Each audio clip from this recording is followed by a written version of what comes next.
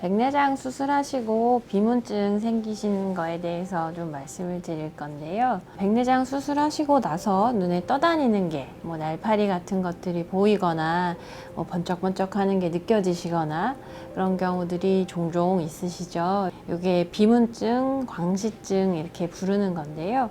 눈 안을 채우고 있는 유리체가 원래는 망막이랑 붙어 있다가 떨어지면서 일어나는 현상들입니다. 백내장이 오시는 중년의 나이에 후유리체 박리가 같이 일어나기 때문에 시기상으로 겹쳐서 어떤 분들은 백내장 수술하시기 전에 생기기도 하고 어떤 분들은 백내장 수술하고 나서 한참 뒤에 생기시기도 하고 또 어떤 분들은 수술하자마자 생기시는 분들도 계세요. 수술을 하고 나서 그런 증상이 생기면 아무래도 좀 걱정도 많이 되시고 혹시 문제가 생긴 건 아닌지 그런 생각이 드실 수 있는데요.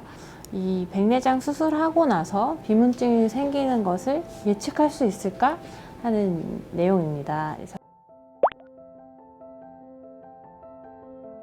만약에 백내장 수술하시기 전에 이미 비문증이 있으셨다면 수술하고 나서 시력이 좋아지면서 비문증이 더 크게 더 진하게 보이실 수 있어요. 그래서 그런 분들은 이제 내가 수술하고 나서 시력이 좋아졌기 때문에 비문증이 더 잘 보인다 이렇게 생각하시면 될 것 같고요. 근데 만약에 나는 수술하기 전에 비문증이 없었어.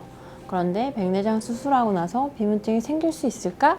이런 의문을 갖게 되는 건 거죠. 그래서 수술 때문에 유발이 될 수도 있고 수술하지 않아도 비문증은 언젠가 생길 수 있는 부분인데 그런 의문을 해소하기 위해서 저희 병원에서 수술하신 분들을 대상으로 백내장 수술을 하기 전에 비문증이 없으셨던 분들이 수술하고 나서 비문증을 겪을 확률이라든지 그런 위험이 있는 분들이 어떤 분들인지 연구를 해봤습니다. 이쪽 화면을 봐주시면 각각의 막대 그래프가 여기는 50대, 여기는 60대, 여기는 70대, 여기는 80대 이런 식으로 나이별로 그래프를 나타낸 건데요. 젊은 사람일수록 후유리체 박리가 안 일어나 있고 나이가 70, 80으로 넘어갈수록 후유리체 박리가 일어나기 때문에 70세가 넘은 사람들을 대상으로 하면 80% 이상이 비문증이 이미 발생해 계세요. 그래서 나이가 많으신 분들이 백내장 수술을 할 때는 수술하기 전에 이미 비문증이 있고 수술하고 나서 시력이 좋아지면서 비문증이 더 잘 보이는 게 맞습니다. 근데 이제 애매한 5, 60대라고 하면 이제 50대, 60대 차이도 많이 나는데요. 60대 같은 경우에는 후유리체 박리가 일어나는 경우가 반반 되세요. 내가 60대인데 아직 비문증이 없다. 그런 게 반. 내가 60대인데 난 비문증이 있다. 이런 분들이 반이시거든요. 그런 분들이 이제 수술을 하시게 되면 이미 비문증이 있었던 사람은 상관없지만 비문증이 없으셨던 분들은 곧 생길 예정이고 왜냐하면 10년 안에 30% 이상이 더 비문증을 갖게 되니까 수술이랑 상관없이 저희 병원에서 수술하셨던 환자분들의 비문증 후유리체 박리 여부를 저희가 체크를 해본 거예요. 그래서 수술하기 전에 비문증이 없었는데 수술하시고 나서 비문증이 생기는 분들의 특징 그러면 이제 저희가 수술하기 전에 이런 특징이 있기 때문에 수술하시고 나서 비문증이 생길 가능성이 높습니다. 이렇게 말씀을 드리겠죠. 그래서 이제 나이 같은 경우는 나이가 많을수록 더 진행하실 가능성이 높아요. 만약에 내가 70대인 거랑 50대인 거랑 수술 전에 비문증이 없으셨던 분들이 있다면 70대인 분들이 더 비문증이 생길 가능성이 높습니다. 왜냐면 내 몸이 이미 그쪽으로 가 있기 때문에 그렇고요. 그리고 근시가 심하실수록 근시가 심하면 눈이 길거든요. 그러면 그 유리체랑 망막이 떨어지기가 쉬워요. 그래서 근시가 심할수록 수술 후에 비문증이 생기실 가능성이 더 높아요. 이제 제일 중요한 건 그 후유리체 박리를 저희가 단층 촬영으로 촬영해 볼 수 있거든요. 그래서 저희 그 단층 촬영에서 유리체가 망막에서 이미 떨어지려고 하는 경우에 그런 분들은 더 진행하실 가능성이 높습니다. 자, 요게 이제 가장 중요한 데이터인데요.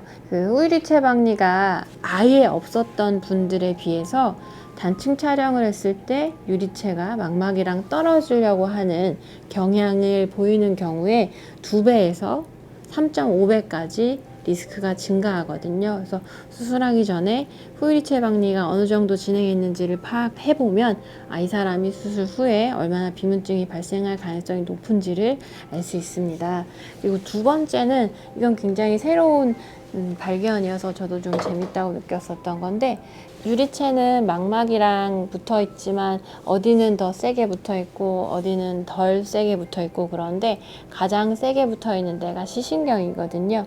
시신경의 크기가 작으실수록 수술하시고 나서 후유리체 박리가 비문증이 발생할 가능성이 더 높습니다. 비문증이 없는 상태에서 백내장 수술을 하시고 비문증이 생기는 경우들이 굉장히 많이 있으시거든요. 대부분은 이제 나이에 따라서 비문증은 점점 발생하는 것들이고, 이제 수술하면 아무래도 수술을 했기 때문에 그런 것들이 더 빨리 유발된다거나 아니면 조금 더 잘 느껴진다거나 그러실 가능성이 있습니다. 백내장 수술을 하지 않아도 비문증 결국 나이가 들면서 거의 대부분의 사람들은 겪게 되는 거거든요. 그래서 비문증 생길까 걱정이 있으시다면 이제 눈 뒤에 유리체랑 망막 사이를 잘 살펴보면 조금 힌트를 얻을 수 있어서 그 말씀을 드리려고 오늘 영상을 준비하였습니다.